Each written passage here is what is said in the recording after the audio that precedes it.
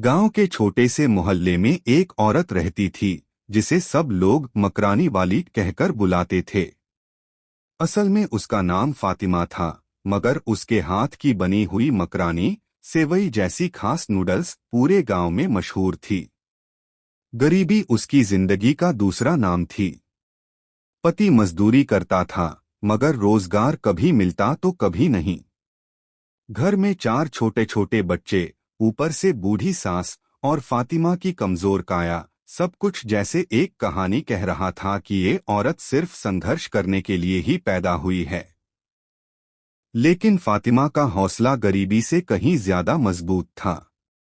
सुबह सुबह वह टीन की छत वाले छोटे से घर में मिट्टी के चूल्हे पर पानी उबालती, उसमें आटा डालकर मकरानी गूंथती और फिर हाथ से पतली पतली लकीरें बनाकर सूखने के लिए बांस की टोकरी में रख देती। यही मकरानी उसकी रोजी रोटी थी। पहला संघर्ष। गांव के अमीर लोग अक्सर उसकी मजाक उड़ाते।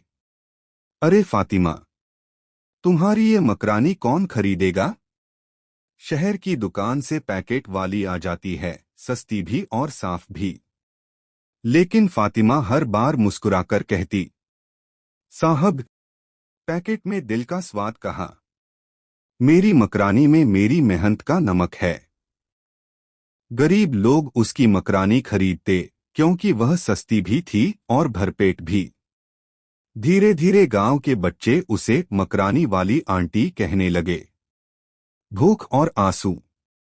कई दिन ऐसे भी आते जब मकरानी बिकती ही नहीं थी। घर में चूल्हा ठंडा रह जाता, बच्चे भूखे सोते और फातिमा उनकी आंखों में आंसू देखती। वह खुद भूखी रहकर भी बच्चों को दो निवाले जरूर देती। कभी कभी पड़ोसी मदद कर देते, लेकिन अपमान भी साथ में मिलता। फातिमा सोचती, क्या सच में गरीबी गुनाह है? उम्मीद की किरण। एक दिन गांव में शहर से एक मास्टर साहब आए। उन्होंने फातिमा की मकरानी खाई और दंग रह गए। बोले, बहन, ये तो बिल्कुल अनोखी है। अगर तुम चाहो तो मैं तुम्हें शहर में बेचने का तरीका बता सकता हूं।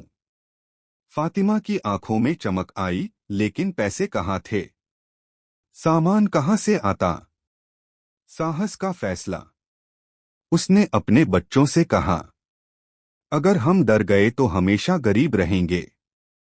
हमें कोशिश करनी होगी। बच्चों ने मां का साथ दिया। सबसे बड़ा बेटा रहीम रोज गांव से शहर तक साइकिल पर बोरे में मकरानी लेकर जाने लगा। सफलता की शुरुआत। शहर के एक ढाबे वाले ने मकरानी लेकर चखाई और बोला, भाई, ये तो कमाल की चीज है। रोज मुझे दे जाओ। धीरे धीरे मां बेटे की मेहनत रंग लाने लगी। अब फातिमा के घर में चूल्हा रोज जलने लगा। बच्चे भूखे सोने की जगह स्कूल जाने लगे। समाज का बदला चेहरा। जो लोग पहले उसे ताने मारते थे, अब कहते, अरे, हमारी मकरानी वाली तो पूरे शहर में मशहूर हो गई है। फातिमा के चेहरे पर पहली बार सुकून की मुस्कान आई। सीख। गरीबी इंसान को तोड़ती है, लेकिन हिम्मत इंसान को बनाती है। फातिमा ने साबित कर दिया कि औरत चाहे कितनी भी गरीब क्यों न हो, अगर वो मेहनत और हौसला रखे तो अपनी तकदीर खुद लिख सकती है। शहर में मकरानी की मांग बढ़ने लगी थी। ढाबे वाले, छोटे छोटे होटल और मजदूर लोग उसकी मकरानी लेने लगे। फातिमा को लगने लगा कि अब उसकी मेहनत रंग ला रही है। मगर जिंदगी इतनी आसान कहाँ होती है। नए इम्तिहान। एक दिन ढाबे वाले ने कहा, भाई, कल से ज्यादा माल चाहिए। लोग पूछते हैं, वो देसी मकरानी दो जो तुम्हारे यहाँ मिलती है। फातिमा ने सोचा, इतना ज्यादा माल अकेले मैं कैसे बनाऊंगी? सास बूढ़ी थी, बच्चे छोटे थे। मगर उसने हार नहीं मानी। उसने पड़ोस की दो औरतों को अपने साथ जोड़ लिया और तय किया कि मेहनत का हिस्सा सबको मिलेगा। मजदूर और मकरानी। धीरे धीरे यह छोटा काम एक रोजगार में बदलने लगा। अब फातिमा का बेटा शहर में सिर्फ एक ढाबे पर नहीं बल्कि कई जगह सप्लाई करने लगा। लेकिन जैसे ही कमाई बढ़ी वैसे ही समाज के कुछ लालची लोग सामने आ गए। गांव का एक साहूकार बोला, देख फातिमा, तू अकेली औरत है, तेरा काम बड़ा हो गया है, आधा मुनाफा मुझे देना होगा, नहीं तो तुझे गांव से निकाल दूंगा। फातिमा की आंखों में आंसू आ गए, मगर उसने हिम्मत नहीं हारी। वह बोली, गरीब हूं लेकिन डरपोक नहीं, मेहनत मेरी है तो हक भी मेरा ही होगा। बच्चों का सपना। अब रहीम और उसकी बहन नाजिया स्कूल जाने लगे थे। नाजिया ने कहा, अम्मी, मैं बड़ी होकर टीचर बनूंगी ताकि किसी गरीब बच्चे को पढ़ाई से वंचित न रहना पड़े। रहीम बोला, और मैं तुम्हारी मदद करूंगा अम्मी, ताकि हमारी मकरानी पूरे शहर में नाम कमा ले। फातिमा बच्चों के सपनों को सुनकर मुस्कुरा देती, लेकिन दिल के किसी कोने में डर भी था, क्या गरीबी दोबारा इन सपनों को तोड़ न दे। शहर में पहचान। धीरे धीरे मकरानी वाली का नाम शहर तक फैल गया। लोग अब उसे सिर्फ गरीब औरत नहीं बल्कि मेहनती औरत कहने लगे।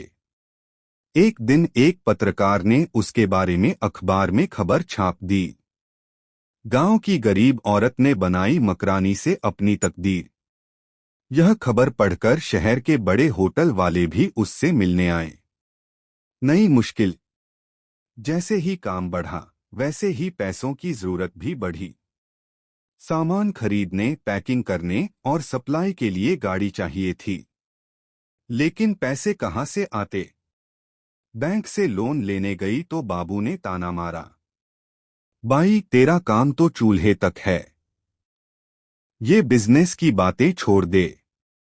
फातिमा की आंखें भर आईं, मगर उसने ठान लिया कि अब हार नहीं मानेगी। समाज का सहारा। जब गांव के कुछ गरीब लोगों ने देखा कि फातिमा अकेली औरत होकर इतनी मेहनत कर रही है, तो उन्होंने अपने अपने घर से थोड़ा थोड़ा पैसा मिलाकर उसे मदद दी। फातिमा बोली, तुम सबने जो भरोसा किया है मैं उसे कभी टूटने नहीं दूंगी। उम्मीद की जीत।